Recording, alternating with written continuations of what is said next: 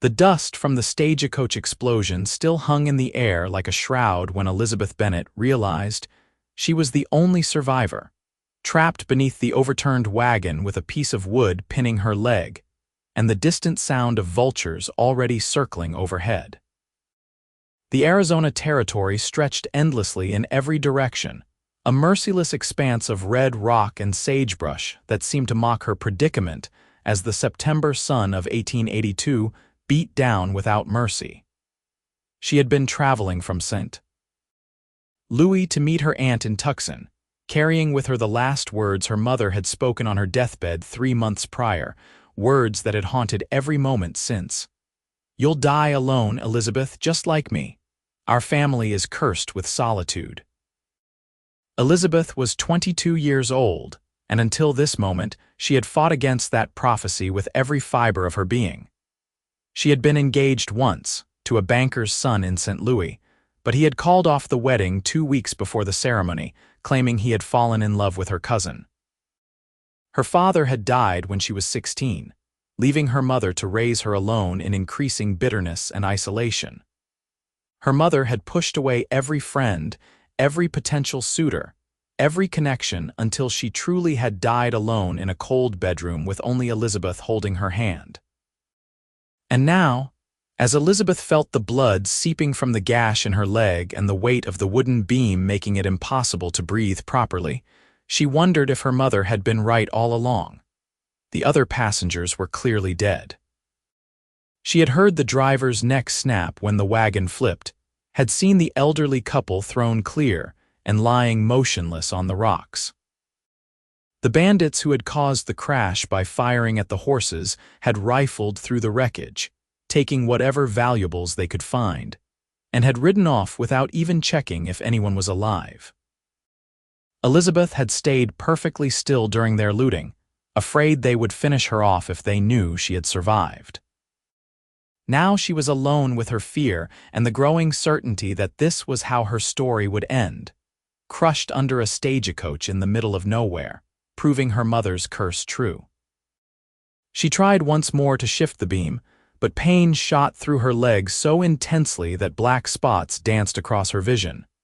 The effort left her gasping, and she tasted blood in her mouth where she had bitten her tongue. The sun was starting its descent toward the horizon, which meant she had maybe 4 hours of daylight left. After that, the desert night would bring cold that could kill just as surely as thirst or her injuries. She thought about screaming for help, but who would hear her out here? The stage route was traveled, but another coach might not come through for days. That was when she heard the hoofbeats. Elizabeth's heart lurched between hope and terror. If it was the bandits returning, she was as good as dead. If it was someone else, maybe, just maybe, she had a chance. She held her breath as the sound grew closer, the steady rhythm of a single horse moving at an easy lope. Then the hoofbeats stopped, and she heard boots hitting the ground, the jingle of spurs, and a low voice speaking gently to the horse. "Easy now, copper. Let me see what happened here." The voice was male, deep and rough like gravel, but there was something careful in it, something that made Elizabeth's fear ease just slightly. She tried to call out, but her voice came as barely a whisper. She swallowed, tasting dust and blood, and tried again. "Help, please." The footsteps stopped, then quickened. A moment later, a face appeared in the gap between the overturned coach and the ground.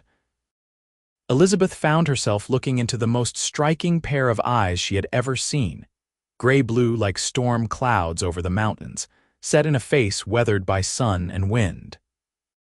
The man was young, maybe 26 or 27, with dark hair that needed cutting and several days' worth of stubble on his strong jaw.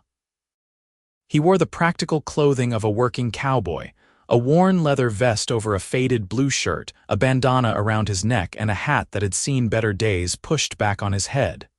"Lord have mercy," he breathed, and then he was moving, disappearing from view. "Hold on now, miss. I'm going to get you out of there. Can you tell me where you're hurt?" "My leg," Elizabeth managed. "Something is pinning it, and I think I am bleeding." "All right, I'm James Thornton. What's your name?" "Elizabeth Bennett." "Well, Miss Bennett, I'm going to lift this beam off you." It's going to hurt when the pressure releases and you might bleed more, but we need to get you free. Can you be brave for me?" Elizabeth almost laughed at that. She had been brave her whole life, brave through her father's death, through her mother's cruelty, through her broken engagement and the long journey west. What was a little more pain? Yes, she heard him positioning himself, heard the grunt of effort as he took the weight. The beam lifted slightly, and even that small movement sent agony shooting through her leg. Then James heaved, his muscles straining, and suddenly the pressure was gone. Elizabeth tried to move, but her leg wouldn't cooperate. Before she could panic, strong hands reached under her arms and pulled her carefully out from under the wreckage. The world spun as James lifted her fully into his arms. Elizabeth caught a confused impression of broad shoulders and the smell of leather, horse, and sage before he was laying her down gently on a patch of ground he had cleared of rocks. Up close, she could see the concern etched in the lines around his eyes, the competent way his hands moved as he assessed her injuries. "The leg is bad," he said, mostly to himself. "Broken, I think, and that gash needs stitching. Anything else hurt? Your ribs, your back?" "I can breathe," Elizabeth said. "It hurts, but I can breathe. My head aches." James nodded, his fingers gently probing the back of her skull. "Small bump, but the skin is not broken. You'll have a headache for a few days."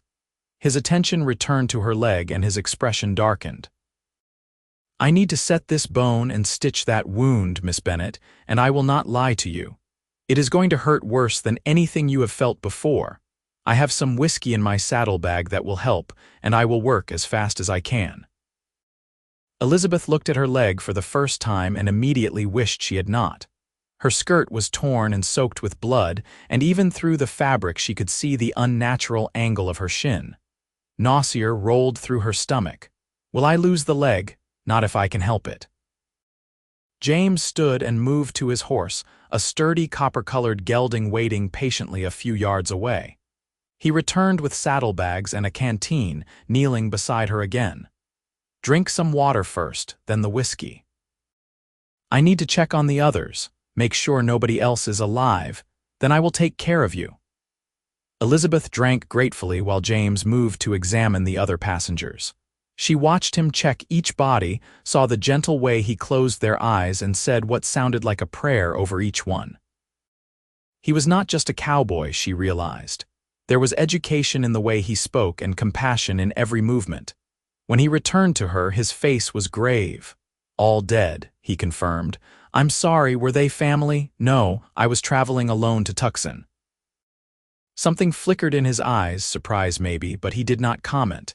Instead, he uncorked a bottle of whiskey and handed it to her. "Drink as much as you can stomach. This is going to be hard." Elizabeth took a long swallow, then another, feeling the burn all the way down. The alcohol hit her empty stomach and spread warmth through her limbs, dulling the edges of the pain. When James judged she had drunk enough, he took the bottle back and began to cut away her skirt and petticoats, exposing the full extent of the damage. Elizabeth turned her head away, not wanting to see, focusing instead on the sky above, still brilliantly blue despite the approaching evening.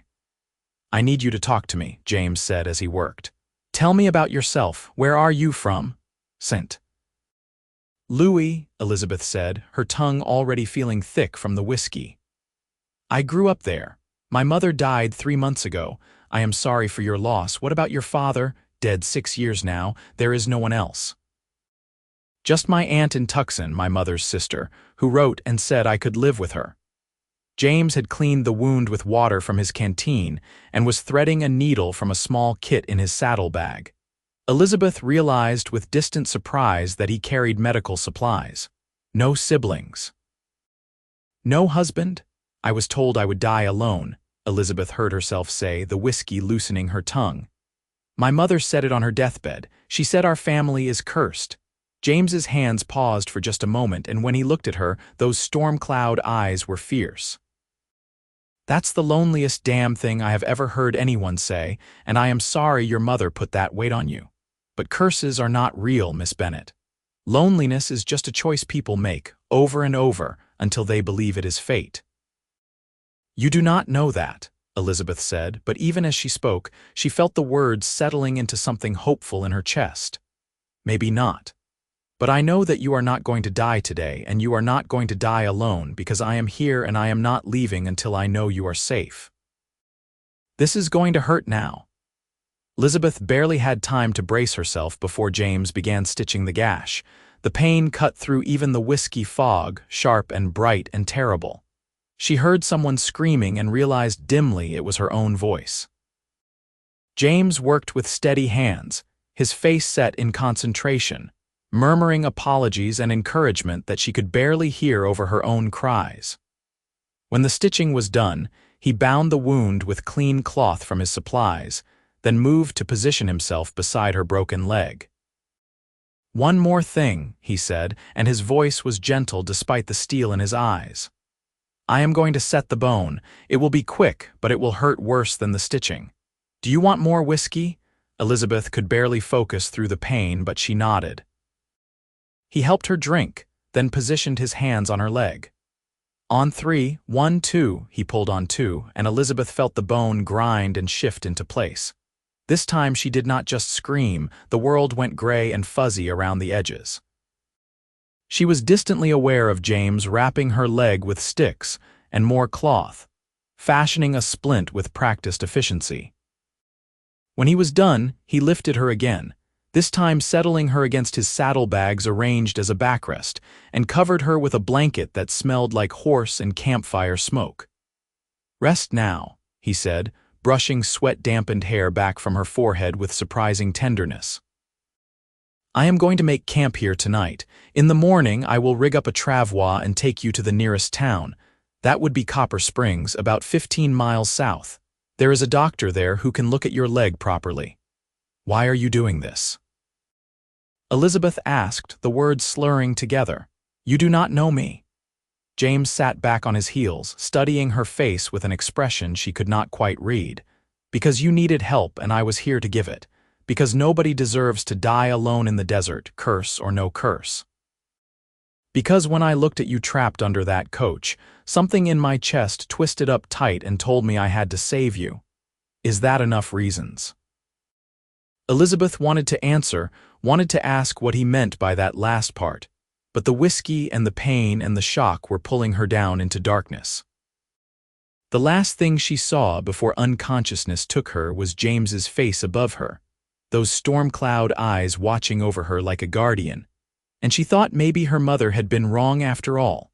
When Elizabeth woke, the sky was full of stars and a fire crackled nearby. She was still propped against the saddlebags, still covered with the blanket, but someone had placed a rolled-up coat under her head as a pillow. Her leg throbbed with a deep, persistent ache, but it was bearable. She turned her head and saw James sitting by the fire, using a stick to sketch something in the dirt. The firelight played across his features, softening the harsh lines and making him look younger, almost vulnerable. "You are awake," he said, noticing her movement. He stood and came to her side, kneeling down to feel her forehead.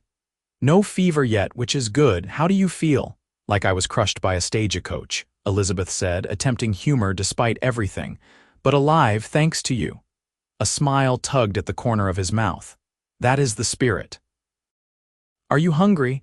I have some jerky and hardtack, nothing fancy, but it will give you strength." Elizabeth realized she was starving. She had not eaten since breakfast, and that felt like a lifetime ago. "Yes, please." James brought her food and water, helping her sit up a bit more so she could eat without choking. The jerky was tough and salty, the hardtack bland, but it was the best meal Elizabeth had ever tasted simply because it meant she was alive to taste it. While she ate, James tended the fire and checked on his horse, moving with the easy confidence of someone completely comfortable in the wilderness. "You said you are going to Tucson," he said eventually, settling back by the fire. "What will you do there? Live with my aunt, I suppose." "Try to make a new start." Elizabeth paused, then added, "I do not really know her. She and my mother had not spoken in years, but she wrote after my mother died and said I could come and I had nowhere else to go. What happened between your mother and her sister?" Elizabeth was quiet for a moment, watching the flames dance. The whiskey had worn off enough that her head was clearer, but the darkness and the strangeness of the situation made it easier to talk about things she normally kept locked away. My aunt married for love instead of money. My mother never forgave her for it. She thought it was foolish, choosing happiness over security. She spent her whole life trying to arrange a good marriage for me, but she was so bitter and angry that she drove away anyone who showed interest. And when I finally got engaged on my own to someone she had chosen, he realized what my life would be like and chose someone easier instead. Then he was a coward and a fool, James said flatly. A real man does not run from a challenge, he faces it. Maybe. Or maybe he was smart to get away while he could. Elizabeth looked at James across the fire. What about you? What is a cowboy doing out here alone with medical supplies and kindness to spare? James was quiet for so long that Elizabeth thought he might not answer. When he finally spoke, his voice was low and thoughtful. I am on my way back to my family's ranch. It is about 30 miles north of Copper Springs. I have been gone for 2 years, working as a ranch hand in Texas, learning the business from the ground up. My father wanted me to have experience before I came back to help run our operation. I am the oldest of 4 boys, so I will inherit someday, but I wanted to earn it, wanted to prove I could do the work and not just give orders. That sounds noble, Elizabeth said. That sounds like I was running away, James corrected with a slight smile. My father and I fought about everything back then. I was young and stupid and thought I knew better. Texas taught me humility and hard work, and it also taught me some doctoring.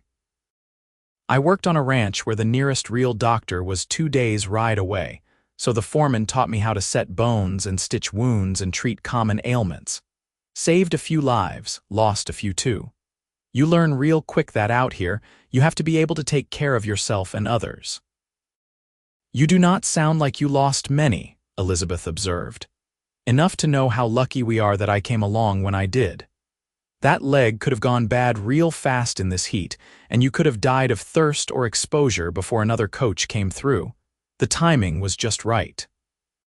He looked at her with an intensity that made her heart skip. I do not believe in curses, Miss Bennett, but I think I might believe in fate. I was supposed to be on this road 3 days ago, but my horse threw a shoe and I had to wait in the last town for the blacksmith. If that had not happened, I would have missed you entirely. Elizabeth's breath caught. There was something in the way he was looking at her, something that went beyond the normal concern of a rescuer for the rescued. She should have felt uncomfortable, alone in the desert with a strange man, but instead she felt safer than she had in months. Maybe years. Maybe fate wanted me to die and you interfered. Then fate and I are going to have words, James said, and this time his smile was wider, transforming his whole face. Because you are under my protection now, Miss Bennett, and I do not give up on people I have decided to care about. The words hung in the air between them, weighted with more meaning than such a short acquaintance should allow. Elizabeth felt heat rise in her cheeks that had nothing to do with the fire. You barely know me. I know you are brave. I know you made jokes when you woke up in pain because you did not want me to worry. I know you have been carrying your mother's cruelty like a stone around your neck, and you still came west to try to build a new life. That is more than enough for me to know you are worth knowing better. Elizabeth did not know what to say to that. No one had ever spoken to her with such straightforward honesty, such easy acceptance. She felt tears prickling at her eyes and blinked them away furiously, angry at herself for being emotional. But James seemed to understand. He simply nodded as if she had spoken and changed the subject to easier things, telling her stories about Texas and the characters he had worked with, making her laugh despite the pain and fear and strangeness of everything. Eventually, exhaustion claimed her again.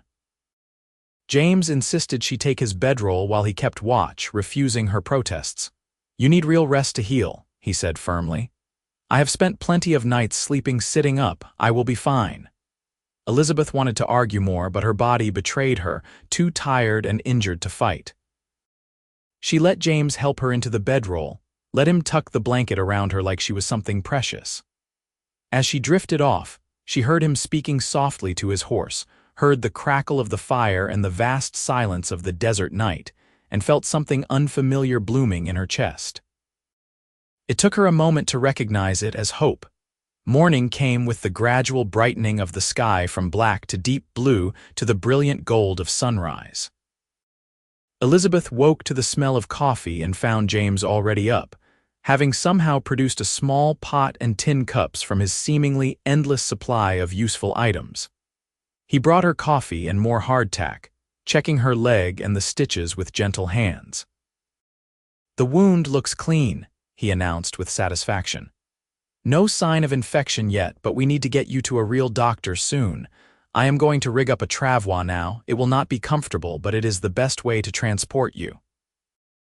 Elizabeth watched as James worked with branches and rope, fashioning a V-shaped frame that would drag behind his horse with her lying on it. He padded it with blankets and made sure everything was secure before carefully lifting her onto it. Even with his care, the movement jarred her leg and she could not quite suppress a gasp of pain. "I am sorry," James said, his face creased with concern.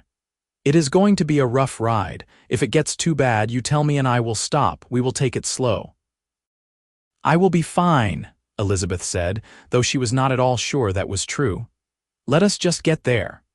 The journey to Copper Springs was every bit as uncomfortable as James had warned. Every bump and rock sent jolts of pain through Elizabeth's leg, and the sun beat down mercilessly as the morning wore on. But James kept his word, stopping frequently to give her water and check on her, adjusting the travois when she said it was rubbing wrong, speaking to her constantly to keep her mind off the pain. He told her about his family, his 3 younger brothers who were likely to have gotten into all kinds of trouble in his absence. He talked about the ranch, Thunder Creek, named for the stream that ran through their property and flooded spectacularly during summer storms. He described the landscape of his home, the red rocks and pine forests and wide-open grazing land, until Elizabeth could almost see it. In turn, Elizabeth found herself talking more than she had in years. She told James about her childhood before her father died, when things had been happier. She talked about her love of reading and how she had taught herself French from books because her mother refused to pay for a tutor. She confessed her secret dream of maybe teaching someday, of having a purpose beyond just finding a husband. James listened to everything with genuine interest, asking questions, encouraging her, never once suggesting that her dreams were too ambitious for a woman. "We need teachers out here desperately," he said when she mentioned her teaching dream. "Copper Springs has a schoolhouse, but they can never keep a teacher for long. The pay is poor and the work is hard, and most teachers are men from back east who do not last a season before they go home. A woman who actually wanted to do it, who cared about it, could make a real difference." "I thought I was going to live with my aunt," Elizabeth said, but even as she spoke, she felt a little thrill at the idea of staying near Copper Springs. Near Thunder Creek Ranch, near James. "Tucson is not so far," James said, and there was something careful in his tone. "Maybe you could visit Copper Springs sometime. See what you think of it." Before Elizabeth could answer, they crested a rise and there below them was Copper Springs, a small collection of buildings clustered around a main street. It was not much, maybe 200 people if that, but after the emptiness of the desert, it looked like a metropolis. James urged his horse forward with renewed purpose, and soon they were moving down the main street, drawing stares and concerned shouts from townspeople who recognized the travois for what it was. A man in a black vest hurried out of a building marked with a simple sign reading "Doctor." He was older, maybe 50, with gray hair and kind eyes behind spectacles. "What happened?" "Stagecoach accident," James said, already dismounting. "Found her yesterday afternoon out on the Tucson Road. The coach had been attacked by bandits and overturned. Everyone else was dead. She has a broken leg that I set and a gash I stitched, but she needs proper care." The doctor was already examining Elizabeth, his practiced hands checking her leg, her pulse, her pupils. Good work on the setting, he said to James. Clean stitches too, you have done this before. Learned in Texas from a ranch foreman who used to be an army medic. Well, you probably saved this young lady's life. Let us get her inside and more comfortable. I am Dr. Samuel Harris, miss. What is your name? Elizabeth Bennett. Well, Miss Bennett, let us see what we can do to get you healed up properly. James carried Elizabeth into the doctor's office, which was clean and well organized despite the roughness of the frontier town. There was an examination table, shelves of bottles and instruments, and a small area curtained off that held an actual bed. Dr. Harris directed James to put Elizabeth on the bed, then shooed him out while he conducted a more thorough examination. When he was done, the doctor looked pleased. Your cowboy friend did an excellent job. The bone is well set, the stitches are clean, and I see no signs of infection. You are going to need to stay off that leg for at least 6 weeks, probably 8. It will heal, but only if you give it time and do not push it. Where were you headed? Tucson, Elizabeth said, to live with my aunt. Do you know how to reach her? We can send a telegram if she is in a location that has service. Elizabeth felt a wave of helplessness wash over her.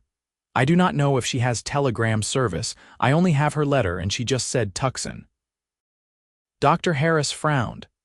That is a problem. You cannot travel for weeks and you need somewhere to stay and heal. Let me talk to some folks and see what we can arrange. In the meantime, you rest. I will give you something for the pain. He left, and a few minutes later James appeared in the doorway, his hat in his hands. The doctor says you will heal just fine. He says I cannot travel for weeks. I have no money for a hotel, no way to reach my aunt, nowhere to go. Elizabeth heard her voice rising with panic. What am I going to do? James stepped into the room, his presence immediately calming. You are going to heal. Everything else we will figure out. The town will take care of you. That is what people do out here. We help each other because we are all we have. I cannot accept charity from strangers. Why not? I was a stranger yesterday and you let me help you. That was different. I was dying. And now you are healing, but you still need help. There is no shame in it, Elizabeth. The use of her first name without the formal Miss Bennett sent a little shiver through her. Listen, I have an idea, but I want you to hear me out before you say no. Elizabeth waited, her heart inexplicably racing. Thunder Creek Ranch is about 30 miles from here. We have a big house, my mother and sisters-in-law will be there, and we have space. You could come stay with us while you heal. My mother would be delighted to have another woman around. My brothers are animals, and she is always complaining that there is too much testosterone in the house now that my sisters have married and moved away. I cannot impose on your family like that, Elizabeth protested, but part of her desperately wanted to say yes. It would not be an imposition. We have the room, and honestly, you would be doing my mother a favor. She loves having people to fuss over, and my brothers and I are too independent to let her mother us anymore. Besides, James's eyes met hers, intense and sincere. I would like to make sure you are healing properly. Call it a doctor's interest in his patient. You are not a doctor. Close enough. What do you say, Elizabeth? Let me take you home. There was something in the way he said home that made it sound like more than just a place. Elizabeth thought about her mother's words, about dying alone, about curses and fate. She thought about James finding her in the desert, about his gentle hands and kind eyes, about the way he looked at her like she was worth saving. Maybe her mother had been wrong. Maybe loneliness was a choice, and maybe it was time to choose something different. Yes, she heard herself say. Yes, I will come to Thunder Creek. James's smile was like the sun breaking through clouds. Good, that is really good. Let me talk to the doctor and make arrangements. We will leave tomorrow morning. That will give you time to rest and get your strength up for the journey. He left to find Dr. Harris, and Elizabeth lay back against the pillows, her mind whirling. What was she doing?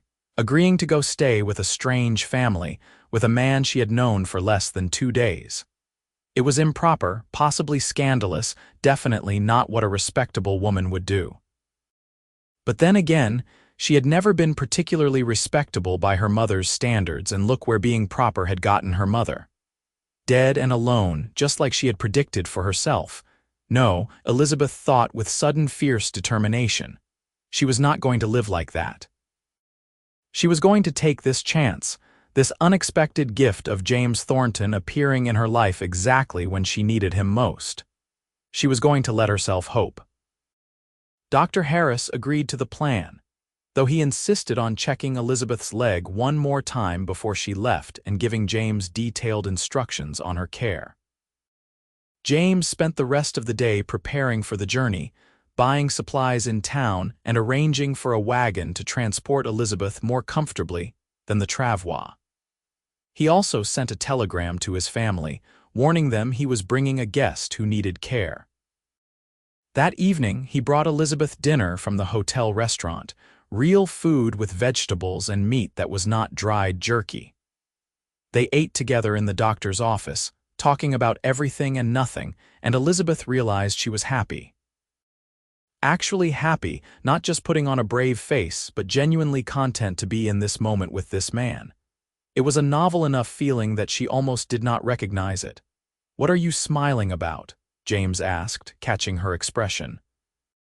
"I was just thinking that 2 days ago I thought I was going to die alone in the desert, and now I am here eating roast beef with a cowboy who seems determined to prove my mother wrong about everything." "Good," James said firmly. "Your mother was wrong about everything. And I am not determined to prove it. I already have proved it. You did not die alone, and you are not going to die alone, not for many, many years, and when that day comes, you will be surrounded by people who love you. That is my promise to you." It was too much, too soon, too intense for someone she barely knew. Elizabeth should have been uncomfortable, should have laughed it off or changed the subject. Instead, she found herself leaning forward slightly, holding his gaze. "That is a big promise to make to someone you just met. Maybe. Or maybe I am a good judge of character, and I know a remarkable woman when I meet one." James reached across the small table between them and took her hand, his rough fingers gentle on hers.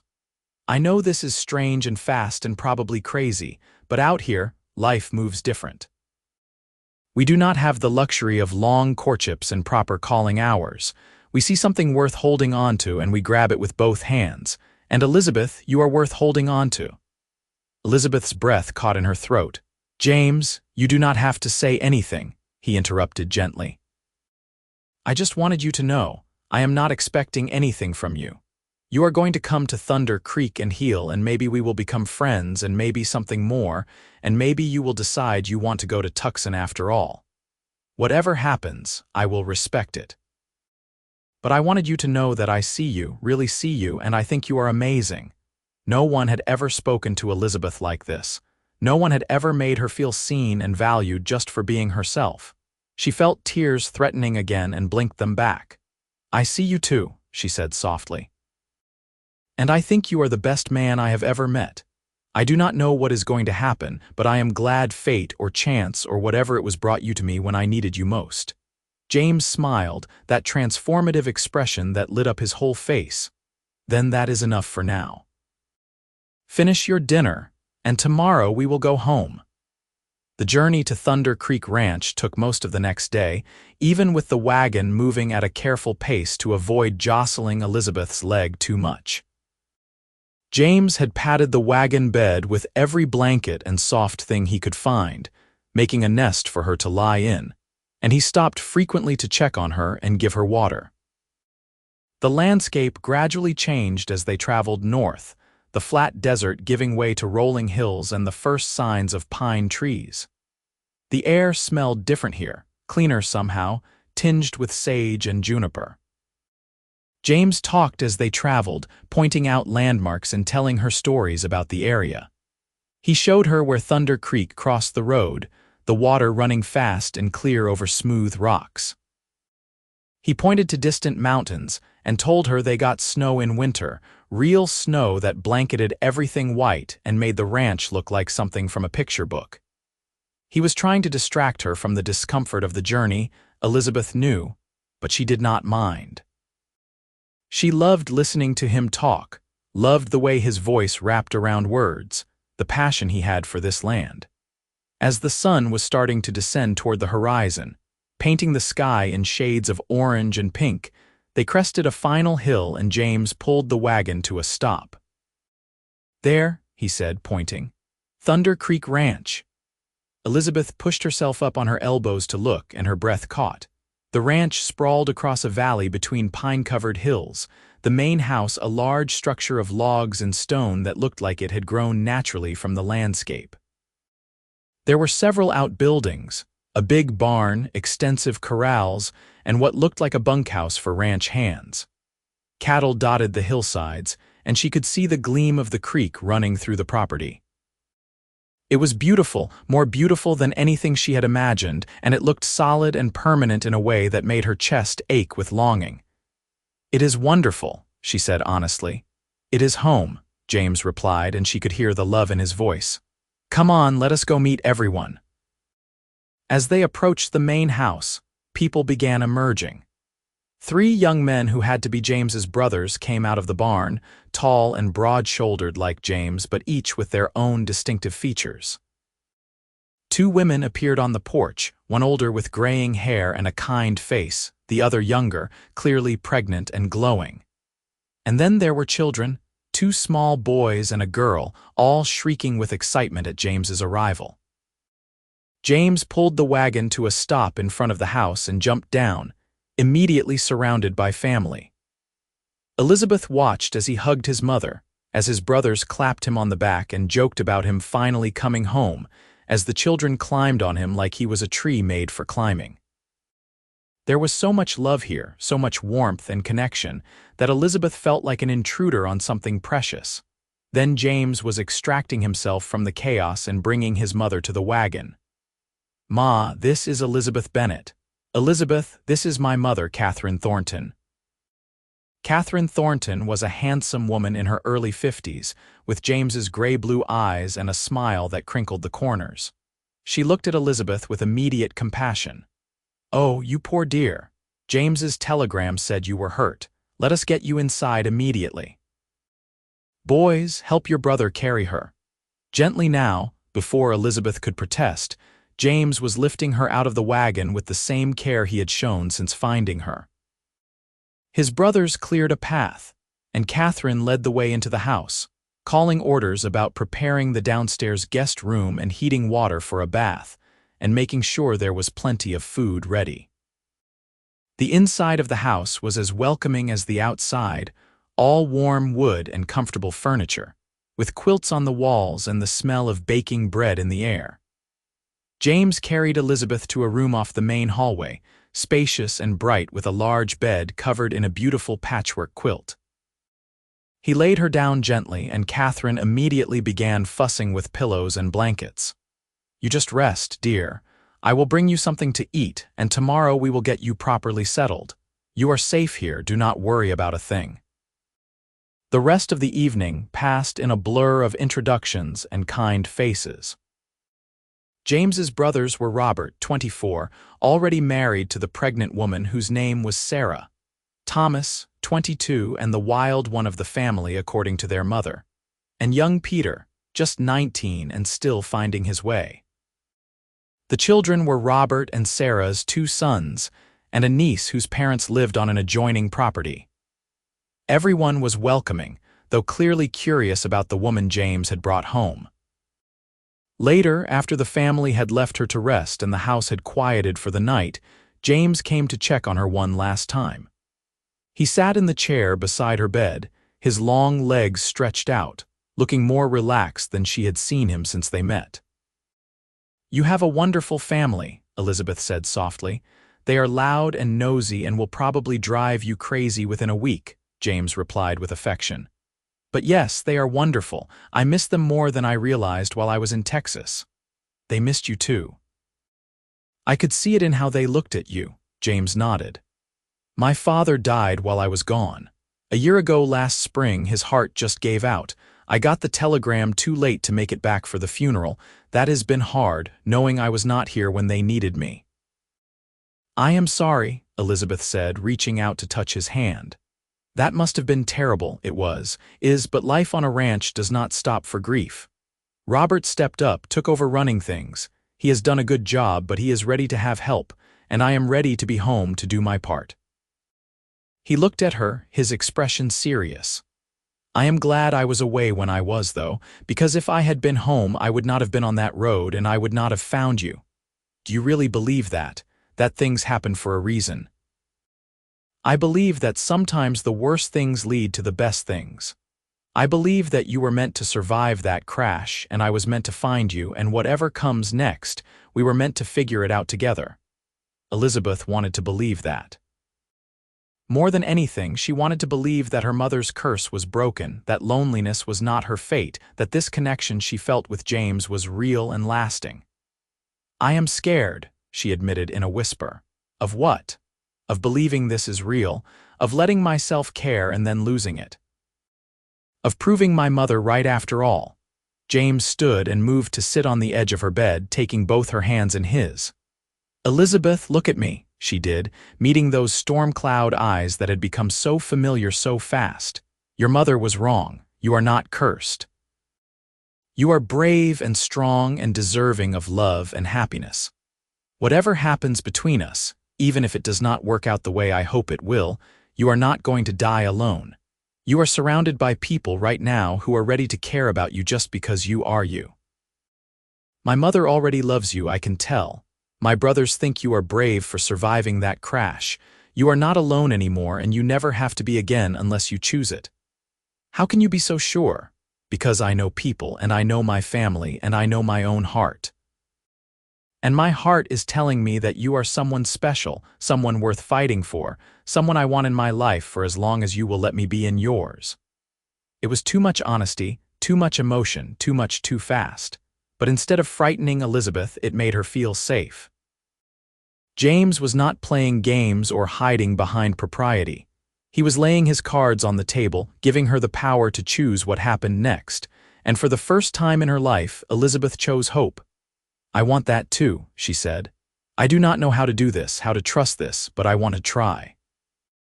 James's smile was brilliant. He raised one of her hands to his lips and pressed a gentle kiss to her knuckles, the gesture so tender it made her heart ache. "Then we will figure it out together. Now get some sleep. You need to heal. And tomorrow, my mother is going to want to hear your entire life story over breakfast." He left her then, closing the door softly behind him, and Elizabeth lay in the comfortable bed in this warm house surrounded by kind people. And for the first time since her mother's death, she let herself cry. But these were not tears of grief or fear. They were tears of relief, of hope, of the overwhelming feeling that maybe, just maybe, she had found her home. The next several weeks passed in a gentle rhythm of healing and growing, accustomed to life at Thunder Creek Ranch. Catherine Thornton had taken Elizabeth under her wing with the fierce protectiveness of a mother hen, ensuring she rested properly, ate well, and did not try to put weight on her leg too soon. Sarah, Robert's wife, became a friend, visiting often and talking about everything from ranch life to what it was like being married to a Thornton man.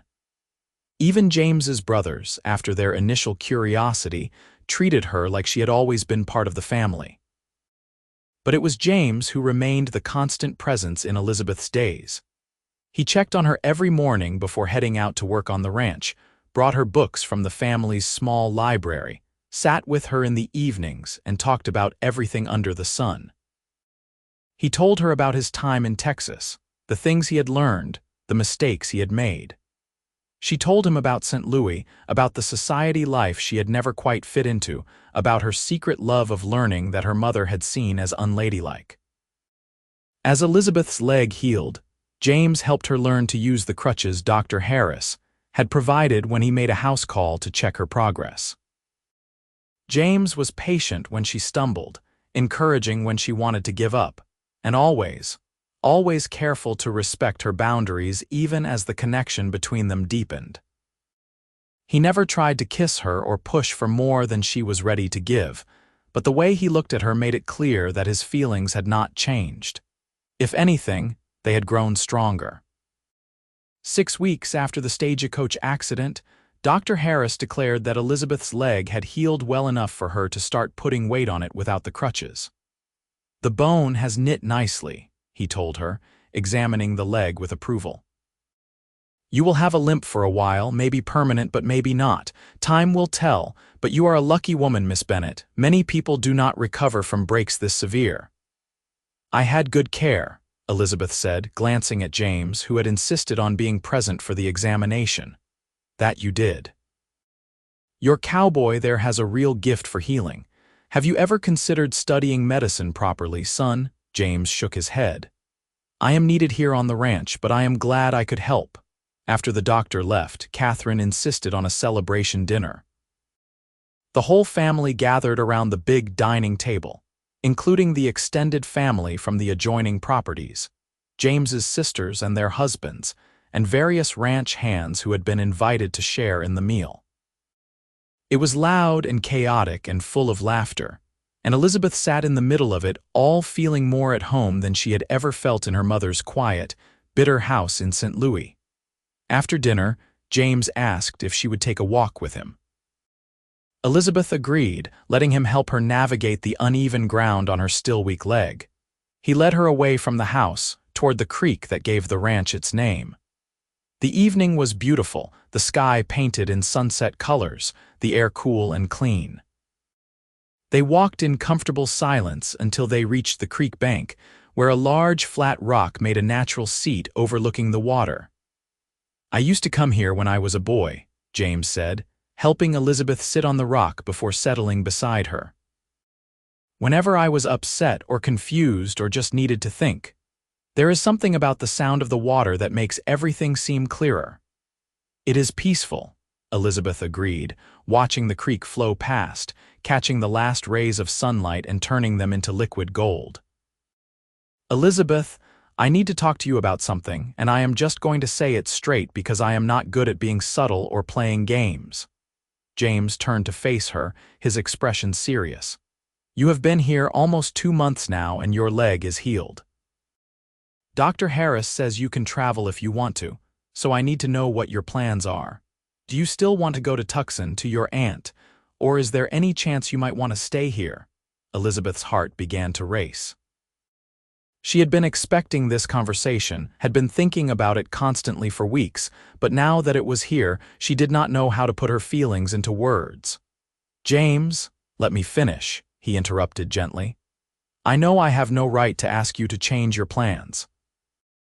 I know we have not known each other long, and you have every reason to want to go to Tucson and start the life you planned. But Elizabeth, I have to tell you that the thought of you leaving makes me feel like someone is ripping my heart out. These past weeks, getting to know you, spending time with you, watching you become part of this family have been the happiest of my life.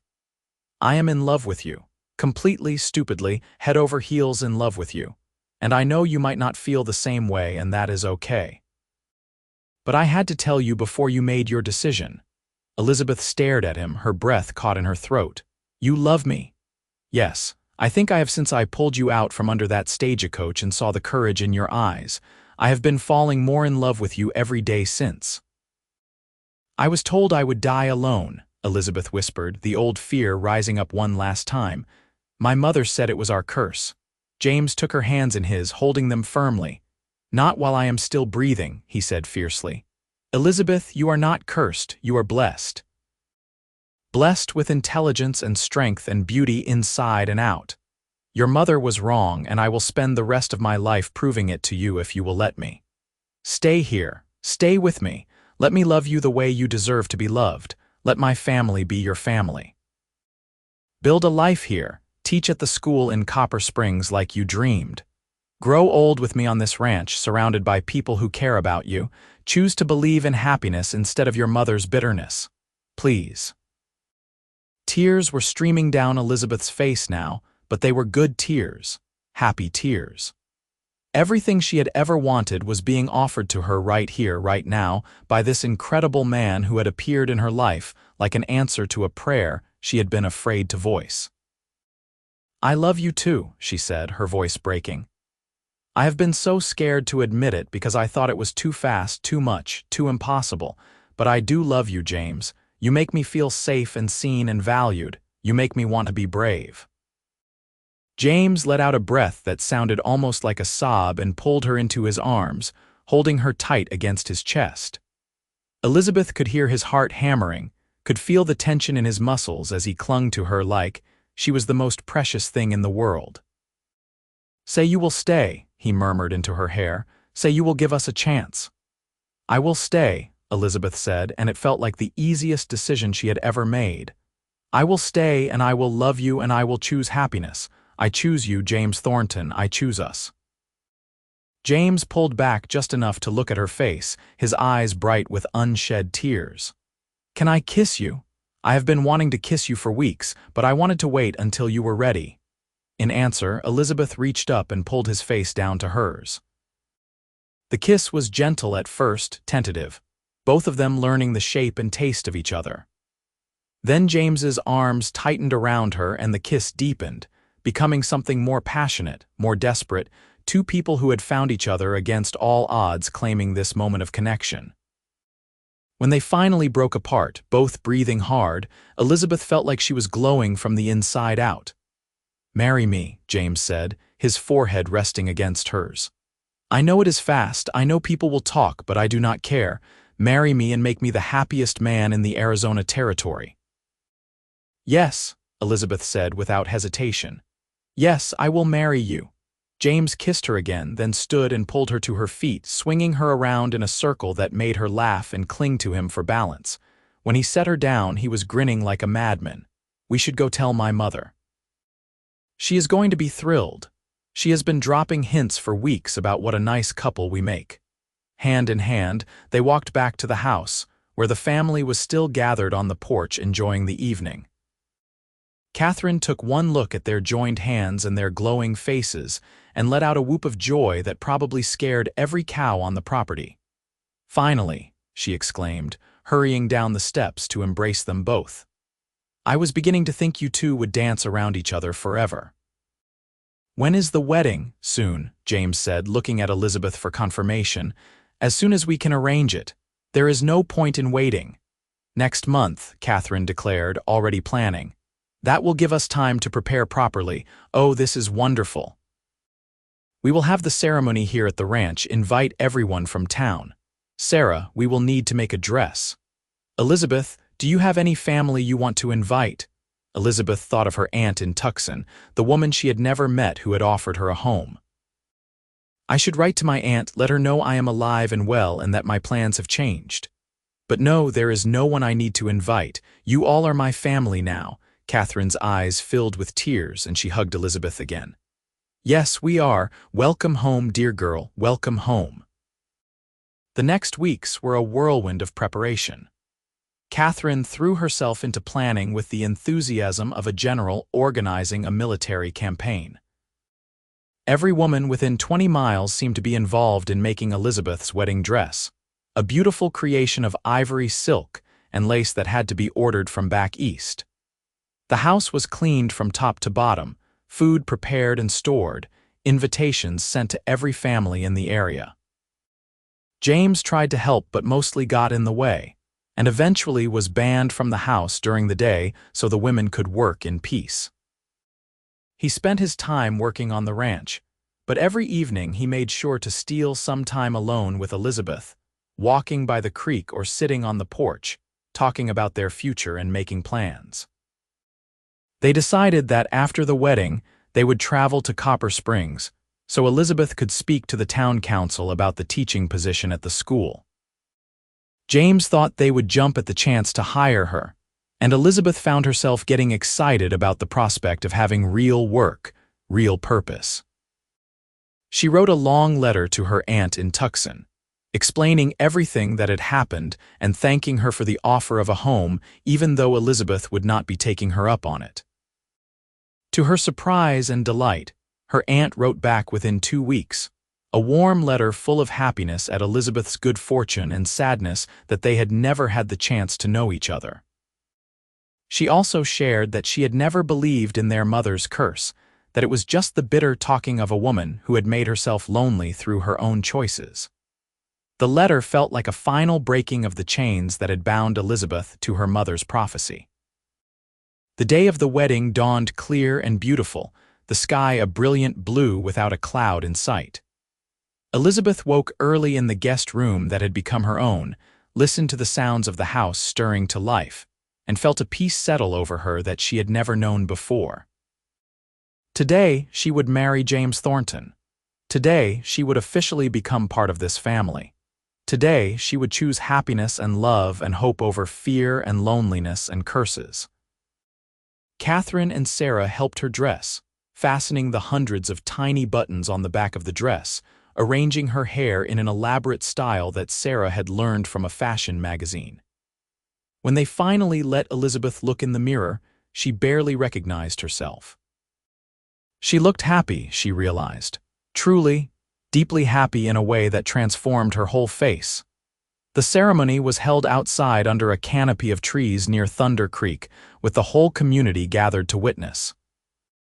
James stood at the front with the preacher who had ridden out from Copper Springs, looking unbearably handsome in a new suit that his mother had insisted he buy for the occasion. When Elizabeth appeared on Robert's arm, having asked James's oldest brother to give her away, James's face lit up with such joy that she felt her own happiness multiply. The ceremony was simple and heartfelt. They spoke traditional vows, promising to love and honor each other for as long as they both lived. When the preacher pronounced them husband and wife and told James he could kiss his bride, James did so thoroughly, dipping Elizabeth back in his arms in a way that made the crowd cheer and whistle.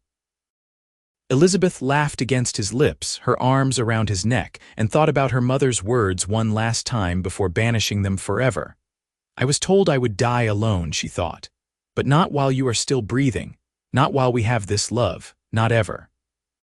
The celebration lasted long into the night, with music and dancing and enough food to feed twice the number of guests. Elizabeth danced first with James, then with each of his brothers, then with what felt like every man in the county. Her leg ached by the end of it, but she did not care. She was flying, soaring, living more fully in this one day than she had in the entire previous 22 years of her life. When the party finally wound down and the guests began to depart, James swept Elizabeth up in his arms despite her protests that she could walk just fine. He carried her into the house and up the stairs to his room, which was now their room, decorated by Catherine with flowers and candles and fresh linens. He set her down gently just inside the door and closed it behind them, shutting out the world. "Hello, wife," he said softly, his eyes dark with love and desire. "Hello, husband," Elizabeth replied, her heart racing with anticipation and just a touch of nervousness. James seemed to sense her anxiety because he took her hands and brought them to his lips, kissing each palm tenderly. "We do not have to do anything you are not ready for. We have the rest of our lives. There is no rush." But Elizabeth shook her head, reaching up to touch his face. "I am ready. I trust you, James. I love you. I want this, want to start our life together properly." James smiled and kissed her then, slow and deep, his hands moving to the buttons on the back of her dress. "Then let me love you the way I have been dreaming of since the day I met you." And he did, with patience and tenderness and passion, showing her with his body what his words had been saying for weeks. Elizabeth gave herself to him completely, holding nothing back, and found that the physical union was even more profound than she had imagined. It was connection and trust and love made tangible, two people becoming one in the most intimate way possible. Afterwards, lying in James's arms with her head on his chest, listening to the steady beat of his heart, Elizabeth felt complete in a way she never had before. "I love you," she whispered into the darkness. "I love you too," James murmured, his fingers tracing lazy patterns on her bare shoulder. "Thank you for choosing me, for choosing us, for being brave enough to believe in happiness. Thank you for finding me, for saving me. For proving that curses are just stories we tell ourselves until someone comes along and shows us a better story is possible." They fell asleep wrapped around each other, and if Elizabeth dreamed that night, it was only of the future stretching bright and promising before them. The months that followed were a period of adjustment and joy. Elizabeth took on the teaching position at Copper Springs School, making the hour-long ride into town 3 days a week with James accompanying her when he could and alone when ranch work kept him busy. She loved teaching, loved seeing the children's faces light up when they mastered a new concept, loved feeling like she was making a real difference in this community that had welcomed her so completely. At home, she settled into the rhythms of ranch life. Catherine taught her to cook the hearty meals that fed a family of working men. Sarah taught her the basics of ranching, how to tell when a cow was sick, how to recognize good grazing land, how to keep track of the accounts that kept the operation running. Elizabeth discovered she had a gift for numbers and began helping with the ranch books, finding efficiencies and suggesting improvements that increased their profits. Through it all, her relationship with James deepened and matured. The initial passion remained, but it was joined by genuine partnership and friendship. They worked together, played together, dreamed together. James supported Elizabeth's teaching career without reservation, never once suggesting she should stay home and focus on domestic duties like so many husbands would have. Elizabeth supported James as he took on more responsibility at the ranch, becoming a true partner to Robert in running Thunder Creek. Their first Christmas together was magical, the ranch covered in snow just as James had described.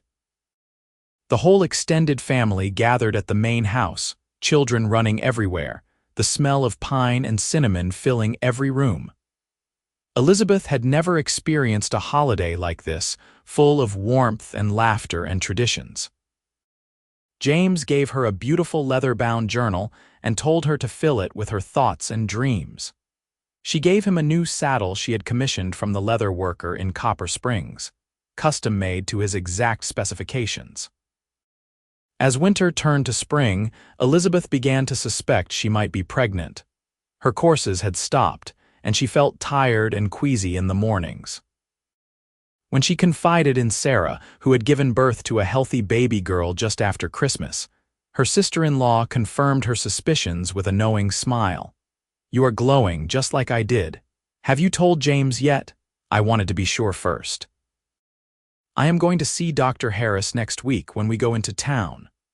But Elizabeth never made it to that appointment because that very night, as she and James were lying in bed talking about the new horses they wanted to buy, she felt a flutter in her belly, unmistakable and wondrous.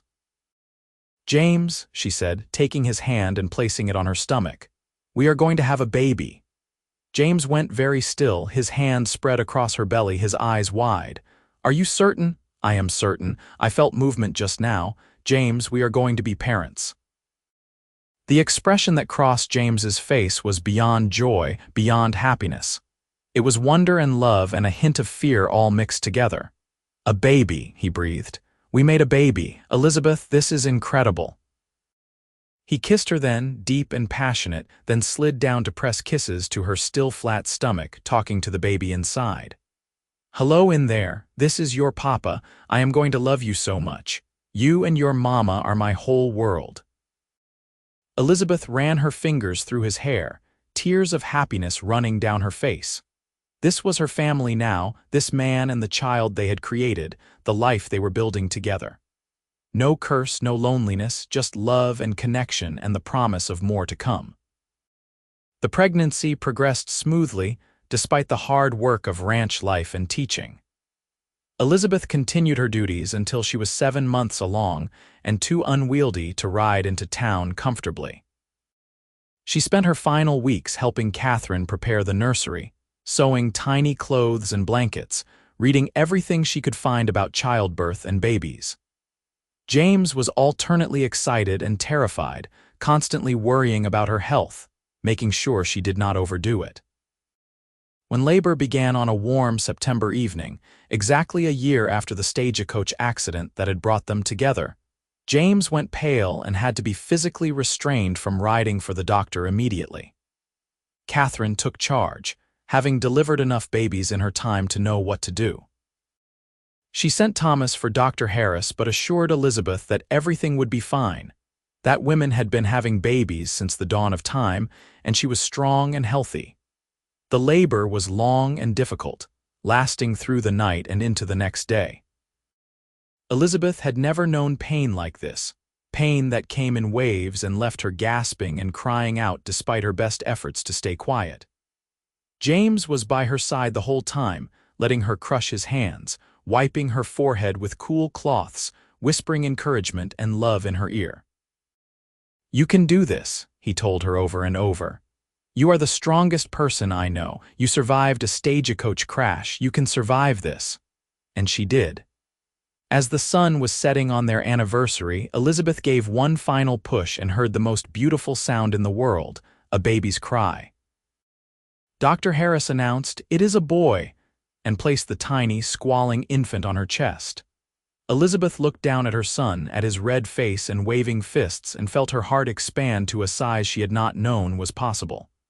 "He is perfect," she breathed. James was crying openly, tears streaming down his face as he touched his son's tiny hand with one gentle finger. "He is amazing. You are amazing. Elizabeth, I love you so much." They named him Thomas James Thornton, after James's brother and father. Little Tommy was healthy and loud, with his father's eyes and his mother's dark hair. The family was completely smitten, everyone fighting for a chance to hold him. Catherine declared him the most beautiful baby ever born, while Robert's boys were fascinated by their tiny cousin. Elizabeth recovered slowly from the birth, her body aching and exhausted. But every time she looked at Tommy, every time James held their son with such tender wonder, she knew it had been worth it. This was her family, hers and James's, built on love and trust, and the choice to believe in happiness over fear. As Tommy grew from a helpless infant into a curious toddler, Elizabeth gradually returned to teaching, bringing Tommy with her to school when he was small and leaving him with Catherine when he got older and more rambunctious. James was a devoted father, coming home from long days of ranch work and immediately taking over baby duty so Elizabeth could rest. He taught Tommy to ride before the boy could barely walk, sat him on the saddle in front of him, and walked the horse around the corral while Tommy shrieked with delight. When Tommy was 2 years old, Elizabeth discovered she was pregnant again. This time the pregnancy was easier, and when their daughter Clara was born on a snowy December morning, it was a faster labor that left Elizabeth feeling triumphant rather than exhausted. Clara was a peaceful baby, content to observe the world with serious gray eyes, so different from her boisterous brother. The years flowed by in a steady stream of seasons and milestones. Tommy started school, taught by his own mother, much to his mixed delight and embarrassment. Clara learned to walk and talk and became her father's shadow, following him everywhere around the ranch. Elizabeth and James added 2 more children to their family, another boy named Samuel and a second daughter named Grace. The main house rang with children's laughter and the organized chaos that comes with a large, loving family. Thunder Creek Ranch prospered under James and Robert's management. They expanded the cattle operation, bought more land, built a larger bunkhouse for the growing number of ranch hands they employed. Elizabeth's teaching salary might have been small, but her careful management of the family finances helped them weather hard years and take advantage of opportunities when they arose. She became known throughout the county as an excellent teacher, and several of her students went on to attend university back east, something that filled her with fierce pride. As the children grew older, Elizabeth and James grew older too, their hair gaining threads of silver, their faces lined with the marks of a life well lived. But the love between them never diminished. If anything, it grew stronger, deepened by shared experience and the partnership of building a life together. They still walked by Thunder Creek in the evenings when they could steal time away from their responsibilities, still talked for hours about everything and nothing, still looked at each other like they were the most precious thing in the world. One evening, when Elizabeth was 45 years old and their youngest children were teenagers, James found her sitting by the creek on the flat rock where he had proposed all those years ago. She was looking at the water, a peaceful expression on her face, and James felt his heart squeeze with love for this woman who had become his whole world.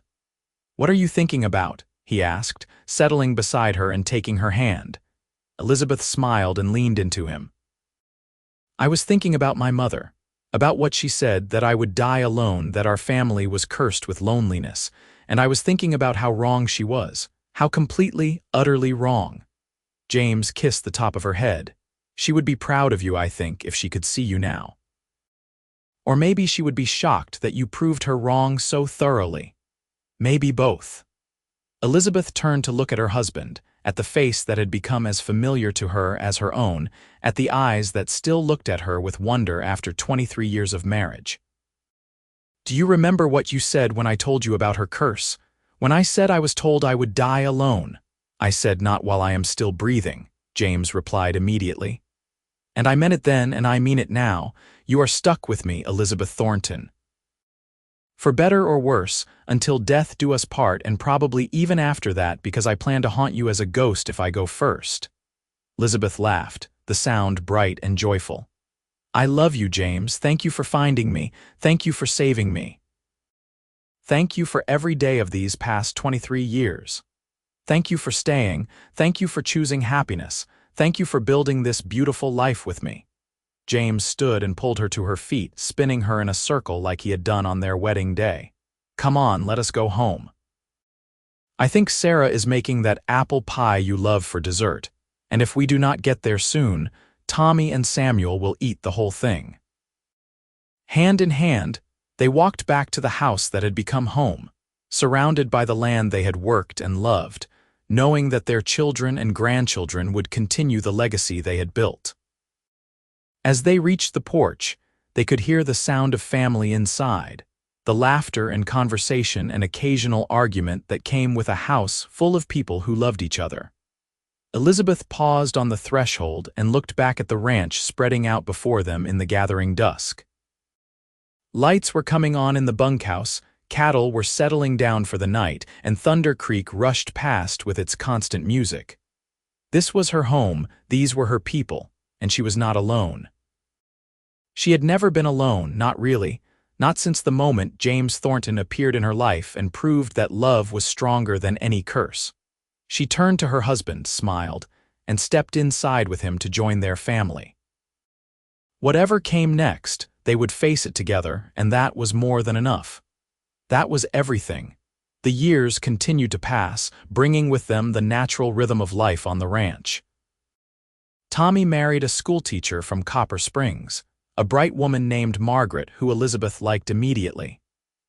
They built a house on the far end of the ranch property and gave Elizabeth and James 3 grandchildren in quick succession.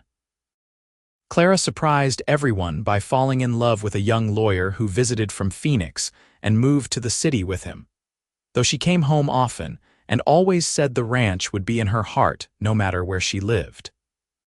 Samuel took after his father and uncle, throwing himself into ranch work with passion and skill, while Grace decided she wanted to be a doctor and went east to attend medical school, becoming one of the first women to do so from the Arizona Territory. Elizabeth continued teaching until she was 55, when she finally retired to focus on her growing brood of grandchildren and the various projects she had always wanted to pursue. She started a lending library in Copper Springs, organized a women's group that advocated for better education and opportunities for girls, and wrote a series of articles about frontier life that were published in newspapers back east. She was active and engaged, beloved in her community, surrounded by people who valued her. James stayed active on the ranch longer, but eventually he too stepped back and let the younger generation take over the day-to-day operations. He and Elizabeth spent more time traveling, visiting Clara in Phoenix, taking a train back east to see Grace graduate from medical school, even taking a trip to San Francisco just to see the ocean. But they always came back to Thunder Creek, to the home they had built together, because that was where they belonged. When Elizabeth was 68 years old, she fell ill with pneumonia. It came on suddenly, a cold that turned into something more serious, leaving her weak and struggling to breathe. Dr. Harris, now elderly himself, did what he could, but modern medicine could only do so much. Elizabeth spent 2 weeks in bed, fading in and out while James barely left her side.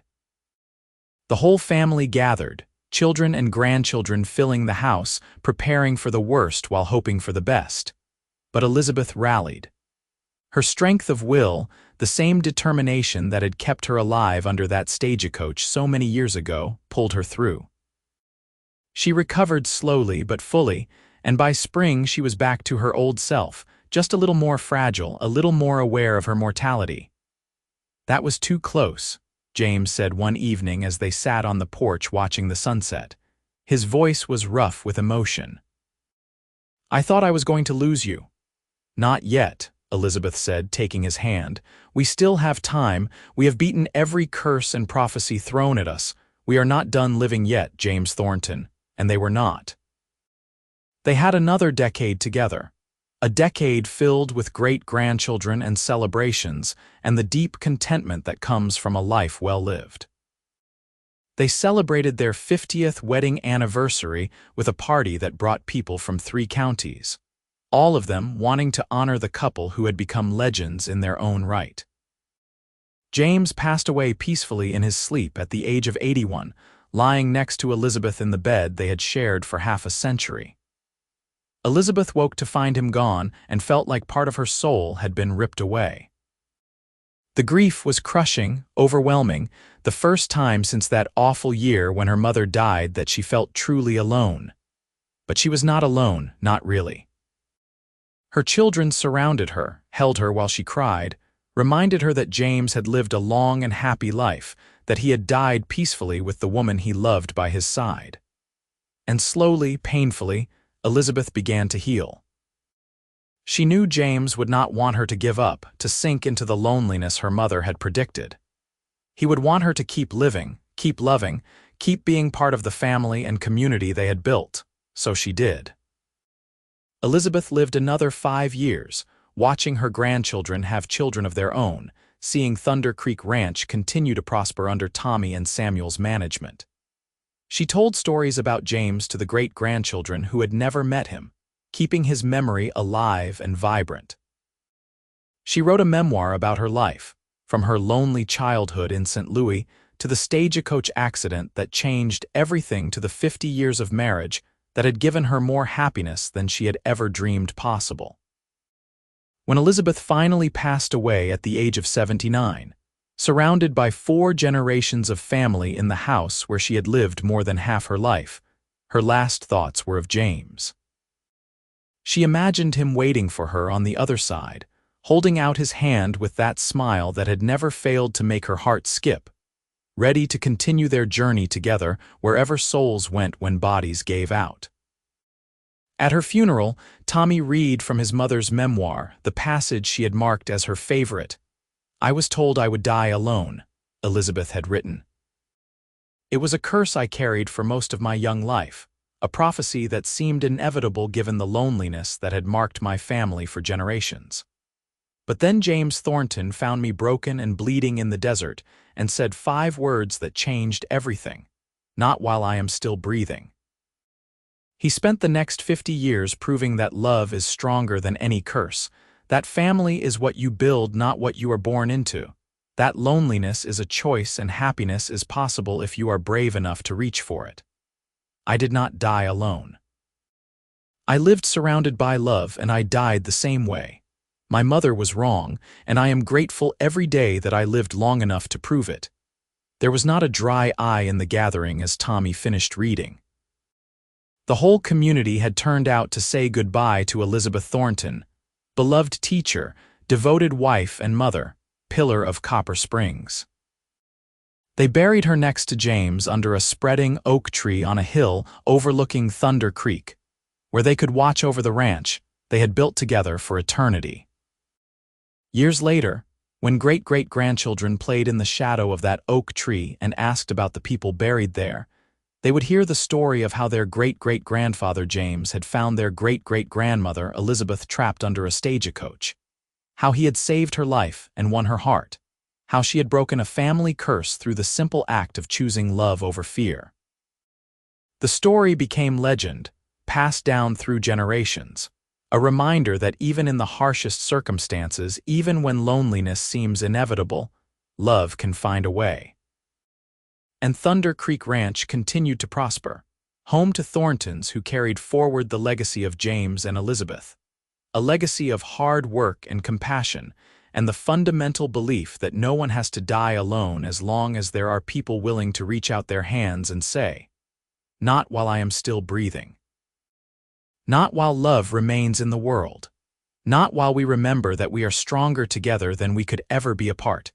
The end of Elizabeth and James's story was really just the beginning of something larger, something that would echo through time in the lives of everyone they had touched. Their love had rippled outward like stones thrown into Thunder Creek, creating waves that reached far beyond their own lives. And in that way, they never really died at all. They lived on in the stories, in the land, in the hearts of everyone who heard about the curse that was broken by a cowboy's promise and a woman's courage to believe in something better than loneliness. The ranch house still stood 100 years later, lovingly maintained by descendants who understood that it was more than just a building. It was a testament to what two people could build when they chose love over fear, partnership over isolation, hope over despair. Tourists sometimes stopped to see the gravesite of the famous Elizabeth Thornton, the frontier teacher whose memoir had become required reading in Western history classes. They would stand under that oak tree, look out at the still-flowing Thunder Creek, and feel something of the love that had transformed this place from just another cattle ranch into something approaching sacred ground. Because that was what love did when it was real, when it was tested and proven and allowed to grow over decades. It transformed everything it touched. It broke curses that had lasted generations. It proved that prophecies of loneliness were only true if you accepted them, that happiness was always possible if you were brave enough to reach for it when it appeared. Elizabeth had been told she would die alone. Instead, she had lived surrounded by love and died the same way, her hand held by her children, her legacy secured in the hearts of everyone she had touched. James had promised she would not die alone, not while he was still breathing. And even after his breath had ceased, his love had remained, woven into the fabric of the family they had created, the ranch they had built, the community they had served. That was the real ending of their story. Not death, but legacy. Not loneliness, but connection that lasted beyond the grave. Not a curse fulfilled, but a curse broken so thoroughly that it could never reform.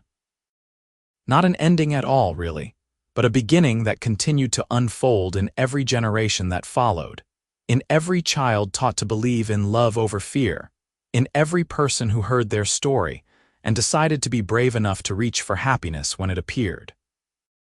And on quiet evenings, when the sun set over Thunder Creek Ranch in shades of gold and crimson, when the creek rushed past with its eternal song and the wind whispered through the oak trees on the hill, some people swore they could feel the presence of James and Elizabeth still there, watching over the land they had loved, the family they had created, the legacy that would outlast them all. "Not while I am still breathing," James had said, and in the deepest, truest sense he was still breathing. They both were. Breathing in the lives of their descendants, in the stories passed down through generations, in the love that continued to flow through Thunder Creek Ranch like the water that gave it its name. Breathing in the proof that curses could be broken and loneliness defeated, and happiness claimed by anyone brave enough to believe it was possible. That was the true happily ever after. Not a fairy tale ending where everything was perfect, but a real one where love endured through hardship and loss and change. Where two people had found each other when they needed each other most, and built something beautiful that lasted far beyond their own lifetimes. Where a woman who had been told she would die alone instead died beloved, surrounded, cherished, and mourned by hundreds of people whose lives she had touched. Where a cowboy's promise to a broken woman in the desert became a legacy of love that changed the world, one heart at a time, one generation at a time, proving that the best stories never really end. They just continue, echoing through time, reminding us all that love is stronger than fear, hope is stronger than despair, and no one ever has to die alone as long as there are people in the world willing to reach out and say, "Not while I am still breathing. Not while love remains. Not ever."